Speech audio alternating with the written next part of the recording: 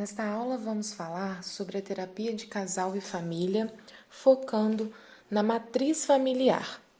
E para iniciar, nós vamos nos voltar a uma história que é com o caso denominado Maldição da Múmia.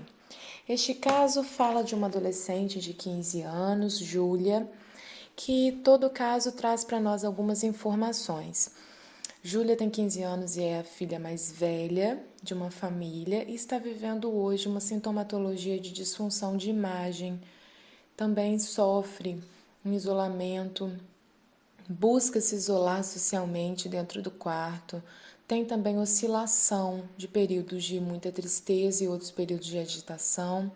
E tem também problemas de adaptação, como por exemplo, na escola, ela não se sente bem e isso faz com que ela tenha mudanças de escola cotidianas.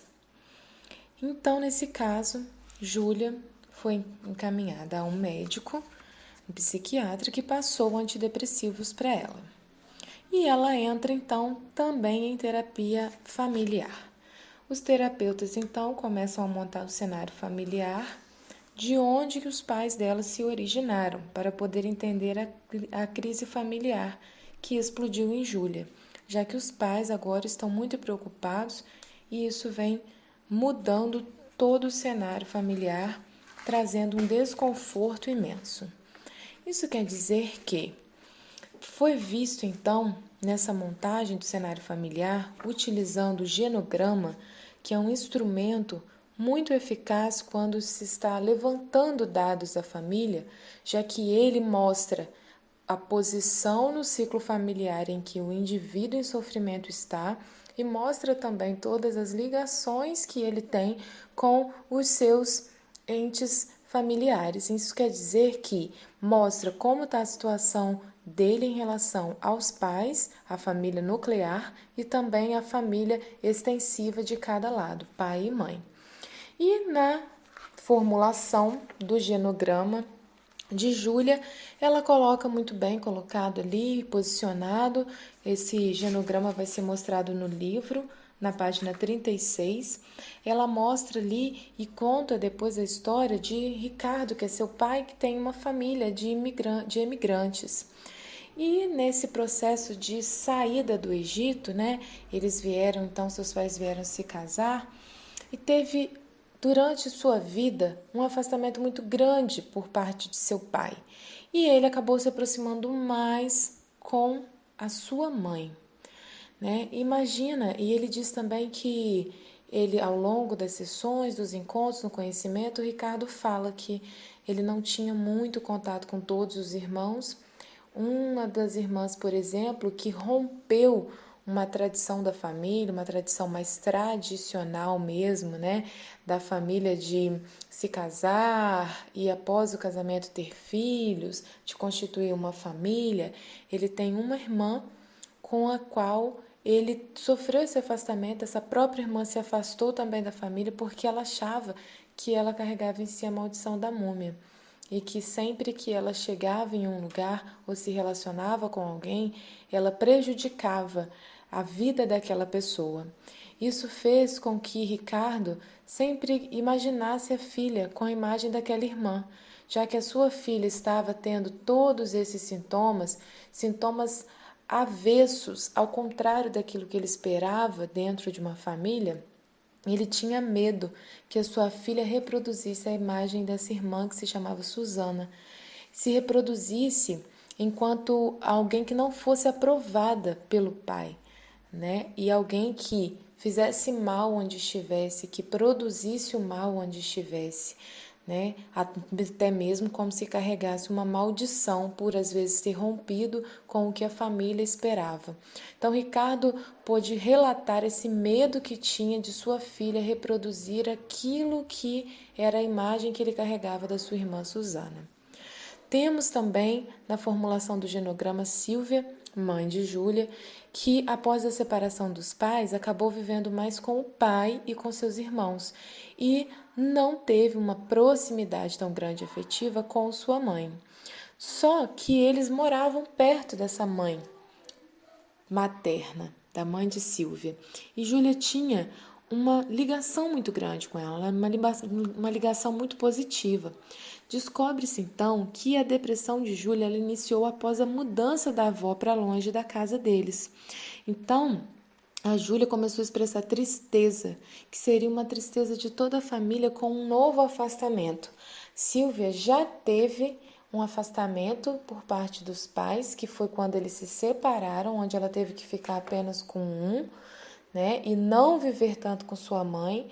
A Júlia, ela fez um movimento de unir, porque ela estava ali perto dessa avó, ligada afetivamente a ela.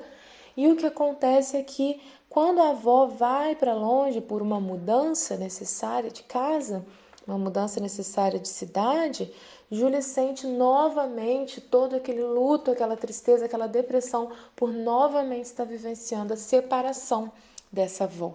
Então, Júlia revive aquilo que a própria mãe, Silvia, sentiu quando a mãe foi embora.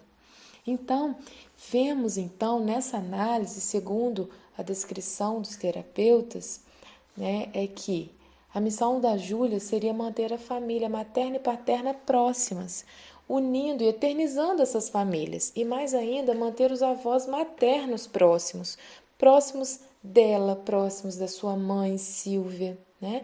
Mas manter toda essa união, como se isso fosse indivisível, um todo indivisível, seria então, na visão da psicologia conjugal e familiar, uma missão que estaria na ordem do impossível. Como uma única pessoa vai conseguir unir todos esses indivíduos sem possibilitar que eles saiam, que eles possam ir para suas vidas? Então, que tenha inclusive essa proximidade física, não é? Então, seria uma missão muito pesada para a Júlia e ela sentiu muito isso quando ela começou a perceber que ela não estava conseguindo executar essa missão. E isso fez com que Júlia acabasse tendo um movimento totalmente contrário do significado do seu nome, que seria cheia de juventude, brilhante, reluzente, muito o que o pai esperava dela, né? Uma menina que trouxesse alegria à casa.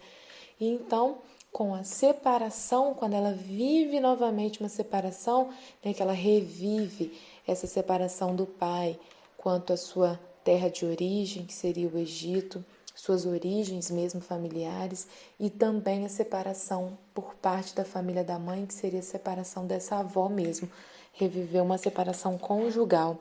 Isso fez com que ela entrasse então num sistema de depressão e tivesse então todas as sintomatologias necessárias ao caso. Quando se pode ver então a missão familiar, nós percebemos que ela trata de como os seres humanos têm dependência de uns dos outros. Porque nós só carregamos uma missão familiar porque nós não vivemos sozinhos.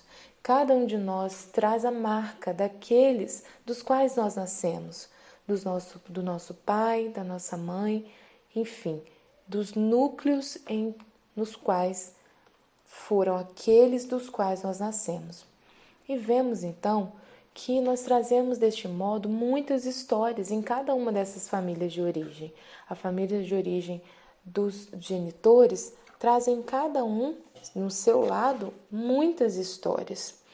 O nascimento então do primeiro filho, quando se constitui a família nuclear, causa a interseção das histórias. É quando esse filho nasce que é marcado então a união porque esse filho vai ser aquele em qual vai ser projetada algum tipo de desejo, algum tipo de situação que os pais desejariam, e cada pai vai trazer um desejo diferente, uma expectativa diferente sobre esse filho. O bebê, ele nasce da mãe para a família. Segundo os nossos autores, dependendo da abertura, ele vai nascer para o mundo ou não. Por quê? A abertura que nós teremos para o mundo vai depender dos nossos criadores, daqueles que nos criam, que nos educam.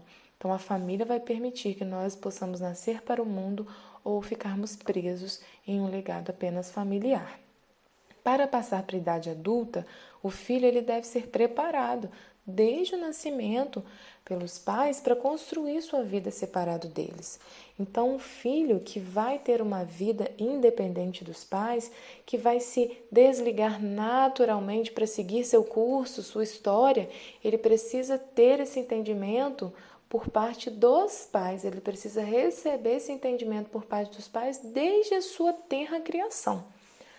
Então, nós vemos que essa transmissão multigeracional, ela permite